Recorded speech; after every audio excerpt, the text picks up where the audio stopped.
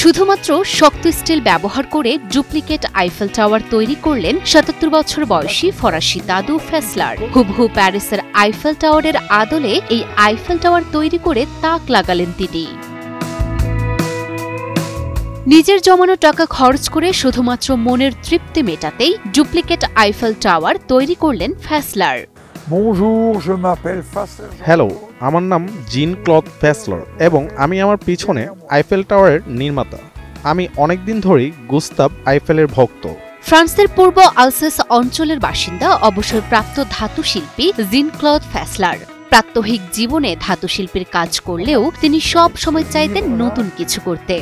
অবসর নেয়ার আগে ভাবেন তার প্রিয় ব্যক্তিত্ব প্যারিসের আইফেল টাওয়ারের স্থপতি গুস্তাভের কাজকে সম্মান জানাতে তৈরি করবেন duplicate Eiffel tower.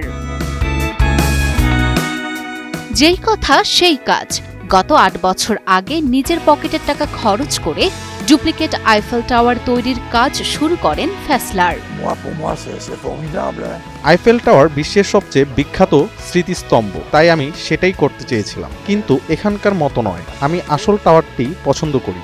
ফেসলারের Eiffel টাওয়ারটির 3D digital modelling থেকে শুরু করে অ্যাসেম্বলি পর্যন্ত সবকিছু পরিচালনা করেন তার নাতি ২২ বছর বয়সী কিলিয়ান অ্যান্টনাট।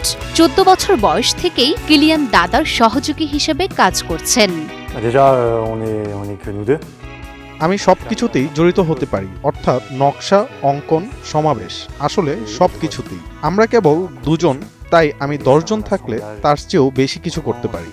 তবে নিজের জমানো টাকা খরচ করে এই আইফেল টাওয়ার তৈরি করলেও এখন নিজের খরচ মেটাতে বিক্রি করতে চান এই ডুপ্লিকেট আইফেল টাওয়ার। কিন্তু বিক্রির আগে তার বানানো আইফেল টাওয়ারের দোতলায় এক রাতের জন্য হলেও ঘুমাতে চান ফেসলার। আমি এক রাতের জন্য দোতলায় ঘুমাতে যাচ্ছি, তাহলে আমি বলতে পারবো যে আমি সফল হয়েছি এবং আইফেল টাওয়ারে আমার একটি অ্যাপার্টমেন্ট আছে।